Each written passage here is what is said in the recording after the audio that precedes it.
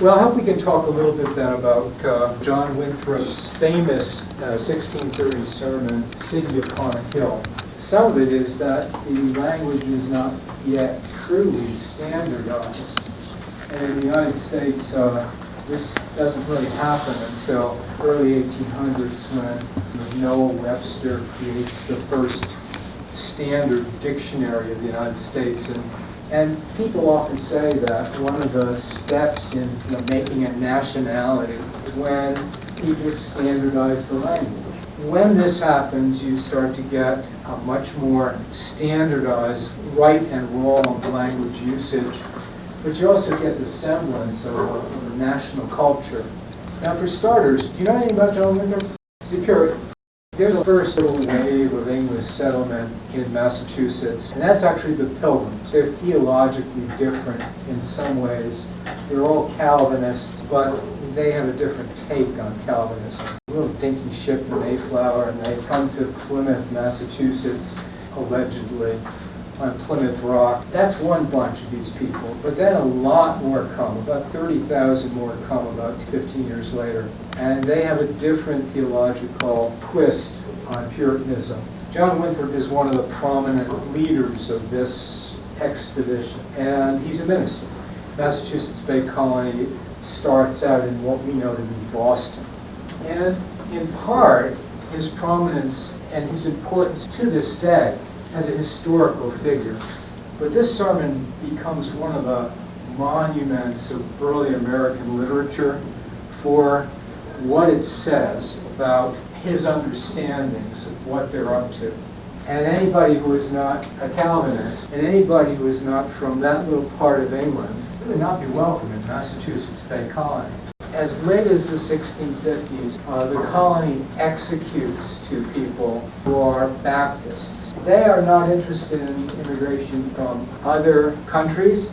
Regular society, the farmers of Massachusetts, these are people from East Anglia.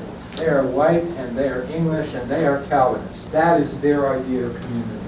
A lot of this talks about a community, and about specifically this Puritan community in Massachusetts. So this is not an equal society. This is a community, but all members of the community are not equal. Inequality is baked into early American society, inequality of various kinds, because the idea of equality is actually a revolutionary notion, as we shall see. And for these people who accept inequality, and they accept hierarchy, this is the world that they live in. It's not even clear to me that men and women are equal in the eyes of God in Calvinist theology. But certainly people who espouse other religions are not considered by the Calvinists in Massachusetts to be equal to them religiously or equally in the eyes of God. So the settlement of the northeast of this continent is largely a settlement that follows the lakes, and it is largely a settlement that starts out big New England component to it, people who come out of the Calvinist tradition. And hence Calvinism has a very prominent place in the early history of the Republic, and in shaping people's attitudes about, for example, community.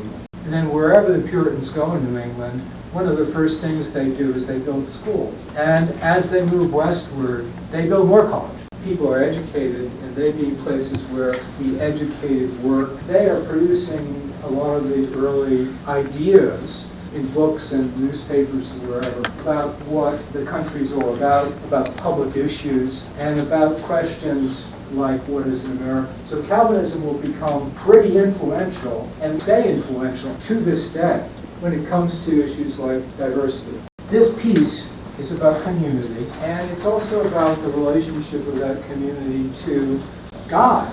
I mean, this is a minister, and that this community is essentially embarked on a religious mission. These are people who are being guided by the hand of God. Societies often claim legitimacy or justification for whatever by invoking the idea that they are, that they have divine blessings. The Puritans are a big example of that. Some people might even say this is a theocracy, not a democracy. So if God's on their side, they're kind of the chosen people. And they're a very tight-knit religious group of people. It's an arrogance about what they're doing. It's an arrogance that they are right and everybody else is not. The justification to make war on the Indians. You're not really worried about it because they're making war on pagans. And it's God's work to kill a pagan. And then we get to the signature catchphrase of this essay John Winthrop creates, and that becomes a metaphor for all of Puritan society. It becomes a metaphor for all of the United States. It so perfectly expresses, encapsulates so much of what he's talking about here. You know, the city upon a hill, these are people who imagine themselves to be morally above the corrupt crowd. Why are they called Puritans? Because they try to purify the Church of England. Because they think the Anglican Church is corrupt, and they think they're not corrupt. Metaphorically speaking, they are on a moral plateau. To shine the light of their Calvinist religion back to corrupt old England, to try to purify that society by example. Built on a hill, and a hill they call Beacon Hill, with the metaphor being that it's intended to purify Church of England and English society. John Winthrop makes note of the fact that they enjoy God's grace, but they could lose God's. They could lose faith, they could lose hope, they could heresy, they could be seduced, they could do this, they could do that, and they're surrounded by the corrupt. So they're constantly in danger as a society. They have enemies all around them. The Indians, the pagans in the frontier, the French Catholics, the Spanish Catholics, which makes for a very interesting psychology when it comes to otherness. Now, near the end in this essay, they talk about a covenant with God. This is a covenanted community. They are covenanting among themselves to live in a certain way, and they're all embarked on the same religious mission. Among the things that they're worried about, enemies without, certainly, the French, the Spanish, Indians, Baptists, Catholics, whoever.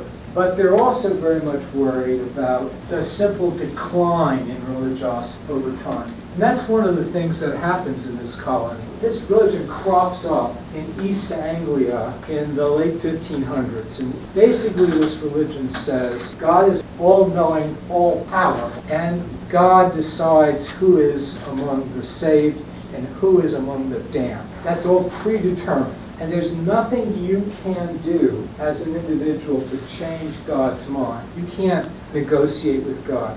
These Puritans, they live outside of London in the late 1500s. It's getting harder and harder to be a farmer. People are wondering what's going to happen to their own economic livelihood. And they fall upon this religion that perfectly expresses in spiritual terms their earthly anxiety, terrified about their economic future, and now they have a religion that translates that terror about the future of their souls. Calvinism is built around the idea, not that you can change God's mind, but you can figure out what God's intentions are with respect to you and others by just observing. The community, the gathered, covenanted, Puritan community, spends a lot of time looking at each other's behaviors to see if they give any indication that people are among the saved or the damned. A very oppressive atmosphere. It produces an intensity of religious faith. They eventually convince themselves that some of them are saved, speaking of arrogance. And they build a community in Boston around this idea. But what happened with the second generation? Massachusetts is not the kind of stressful place that East Anglia was. The land is basically free. There's plenty of it. They don't have the kinds of daily stresses that were the breeding ground for Calvinism. And people get kind of really lax about their religion. Religious Puritans think this is kind of tacky, and they think it's kind of sinful. The sin of pride. What they collectively refer to all of these things as, over the course of time, religious declension. And they see their society falling apart around them. They feel like they're losing God's favor. And in fact, the end of the 1600s, all kinds of terrible things start to befall this colony, but they attribute it to God's punishment for their wicked ways. War in the 1680s. They say this is a punishment from God. They have the spread of smallpox in the colony. And then in the 1680s, some of the more traditional farmers accused some of the less traditional, more commercial-minded, prosperous farmers of witchcraft. And you get the Salem witchcraft trial, and they actually execute. But you flip this around, and what they're really talking about in terms of the sin and the decline of the colony are the direct offshoots of the last word in this essay, prosperity. Salem witchcraft accuse, they're most commercial farmers. They also accuse an African-American woman and a couple of Indian men, people who are on the fringes of this society, who represent symbolically a terrible threat to Puritan solidarity.